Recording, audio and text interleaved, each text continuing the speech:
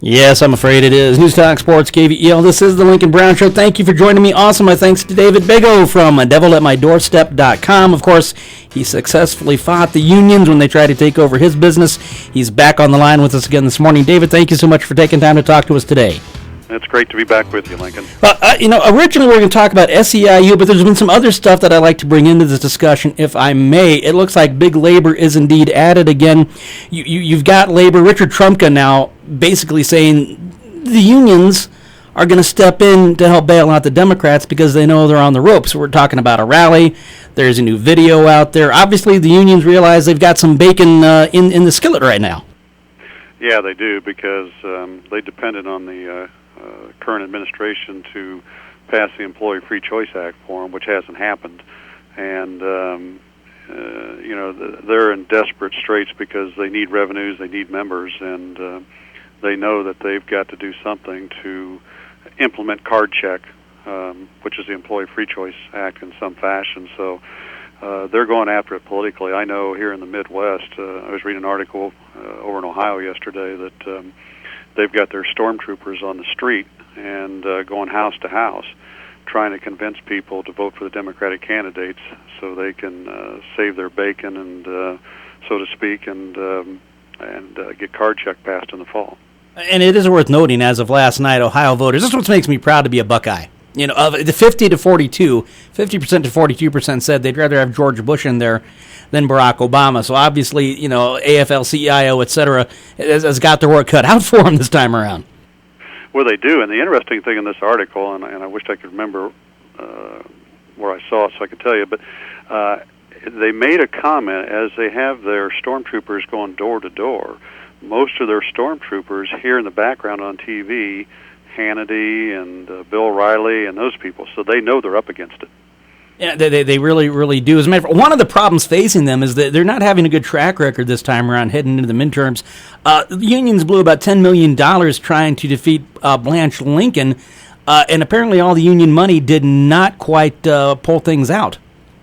No, that's right. I think people are starting to understand. It's slow, but people are trying to understand what's going on behind it, and we've got to keep getting the word out because, and I think I mentioned it on your last show, the parallels between what the unions do and their corporate campaigns against business and what this administration and the Democrats are doing, trying to pass laws and writing executive orders and other initiatives like putting Craig Becker on the board of the NLRB, are all indications, trying to overwhelm the system, just like unions try to overwhelm businesses during their campaigns. Yeah, Trump goes using some interesting words, talking about economic patriots and corporate traitors. He's almost as if he's trying to capitalize somehow in a backdoor method on the Tea Party movement by bringing those words in. Oh yeah, they're very good at that. Their rhetoric is interesting. It's kind of like, let's use the Employee Free Choice Act. It sounds like a great bill, but when you dig behind the scenes, it takes away the secret ballot election from employees. They're very, very good at the marketing end of it. They know how to use the catchphrases to get people's attention. And what has to be done is expose what's truly behind their motives. Yeah, we're talking here, he said, Trump said he's going to mobilize at least millions of people in at least 26 states right now. And we're talking about the swing states here, the ones that could go either way. He says something very telling when asked about this. And this is very interesting because I think he meant to say that he's got the back of the people that has his back, but in a way he sort of betrays himself when he says, I feel we should support the people who support us. Support can have, in this particular context, the word support can be a fairly large umbrella of a word. Yeah, it can. Obviously they're behind the politicians. They think that are going to get them the votes, and that's what it's all about.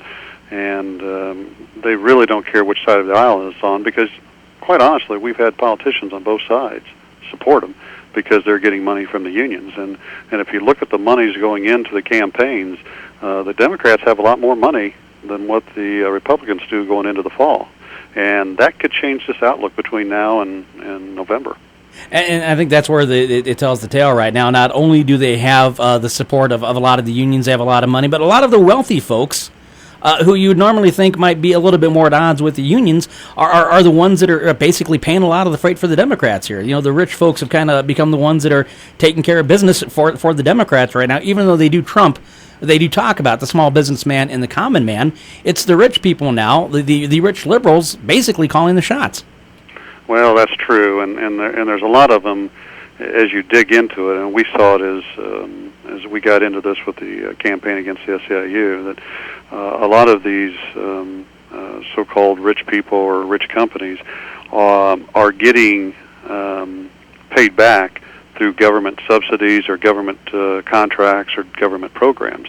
So again, it all comes down to is where are you getting your paybacks from? And there's a lot of companies out there that depend on government contracts to succeed. Talking with Kyle Olson a few weeks ago, we were talking about the new stimulus bill, which is going to funnel basically a lot of money, allegedly to teachers and to schools. Apparently, a lot of that's actually going to go to NEA and a few other things, which in turn will use that to campaign for the Democrats. We're just moving money around here. This isn't going to go to the kids. This is basically money laundering to help keep the machine in power. Oh, absolutely. I mean, most of the teachers in the country, or a big percentage, are union. And so, if they lose a bunch of teachers that are laid off, obviously they lose union dues. And when they lose union dues, then that's not funneled back into the politics for the elections. So they keep the teachers on, they keep the dues flowing, and then the monies are put back into the election, and the goal is to keep their political people in office. Now, if I were a union member, and I was a member of Teamsters Local 957 when I was a truck driver, I would think that all of this money that I'm kicking in for union dues and all of this money that the unions are supposed to be procuring for me should be for my health care. It should be for my retirement benefits. It should be to help stabilize my pension and my Social Security when I am no longer able to do the job I've been doing. If I were a union member right now, I'd be fairly torqued that the money that I'm putting in and the people that are supposed to have my back are basically making sure that they continue to eat high on the hog. Well, and that's the sad part about this whole thing. Most of the rank and file don't understand what's going on. They don't keep abreast of it. The union obviously doesn't keep them up to date on where the expenditures are going, and the normal guy is just trying to do his job. And there's a great example out in California right now with the SEIU. At a big high-end mall out there, one of our competitors had to lay off, I think, 16 janitors. And the SEIU came out with a huge campaign against J.P. Morgan, saying that they have all this money and they got government bailouts and all that, and they should be using that to keep these people on. Well, the truth is that J.P. Morgan doesn't employ these people, the contractor does. Number two, J.P. Morgan did get a lot of money, but they paid it all back. At least allegedly they've paid it all back. And so the SEIU is painting this terrible picture of these companies. But on the other end, the SEIU spent $60 million on the 2008 election, and if they wouldn't have spent that money, maybe they could use that money to help keep these people employed or put them on some type of program until they found a job again. Now, these SEIU, I kind of thought they had sort of gone underground for a little while. Of course, we know that Acorn and everybody else kind of got broken up, and at this point, you didn't hear much from SEIU. But as you indicate, the Purple Bus is back, and as you point out on your blog, SEIU could well have sat down with J.P. Morgan and tried to figure something out. That apparently never even entered onto their radar screens. Well, no, and they choose not to do that. They would rather intimidate and embarrass a company publicly than sit down and try and work out some type of agreement with a contract that would allow you to, if not keep all the people on, keep some of the people on. They don't want to negotiate, and most unions don't anymore. In fact, I was looking at some statistics here the other day that 70% of new union members are gained through card check. Okay, versus the old secret ballot election.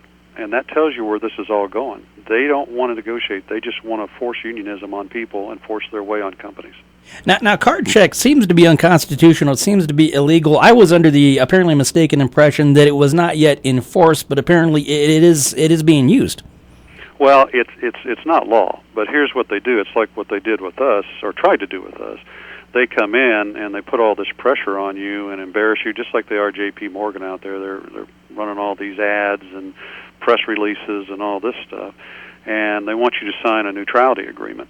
And the neutrality agreement is the precursor of card check or the Employee Free Choice Act. And in the neutrality agreement, it eliminates the secret ballot election. It goes to card check. And it has other things like you have to give the union a list of all your employees and their home addresses. And that's merely so they can go out and get these people to sign union cards one way or another, through intimidation or coercion, whatever it takes.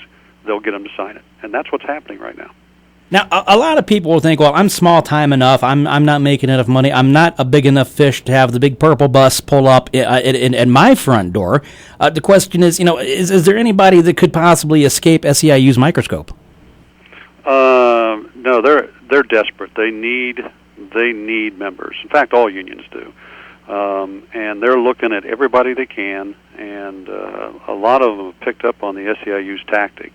And they're using it. In fact, just yesterday I was talking to a business owner in southern Indiana who's going through the same type of thing we went through with the SEIU. It's a different union, but they've got his name and stuff plastered on billboards down the highway where he lives. And they're trying to force him into the same type of situation with us to sign a neutrality agreement and then force the people to sign cards and be union. And they're all in the same predicament. They're losing membership, they need money, they need revenues, and the revenues are dues. Why is it, in fact, that you see this decline in union membership? What is it making people drift away from the old union label, as it were? Well, I think it's a lot of things. I mean, one of the big things, and of course the unions will disagree with you, but after they passed the Taft-Hartley Act in 1947, which, by the way, before that was a card check scenario, and people were being intimidated into joining unions. When they passed that and went to the secret ballot, unionism started to decline. But along with that came the EOC and Wage and Hour and the National Labor Relations Board and all that. So people have a place to go to place their grievances and get them resolved. So they really don't need unions anymore for that kind of thing. The other thing is these people don't want to be intimidated. They don't want to be forced into a situation where they don't have free choice and can do their job and enjoy the fruits of their labor the way they want to. Once upon a time in America, laborers were treated unfairly. People ended up living on company property and shopping at the company store and being indebted to the company and working horrible hours and facing all sorts of conditions. But as you point out, those kinds of conditions, and I'm not saying they don't exist in some pockets of the United States, by and large, those have been basically legislated out of existence. We have plenty of watchdogs right now to make sure there are fair wages, good working conditions, and the companies can't take advantage of employees.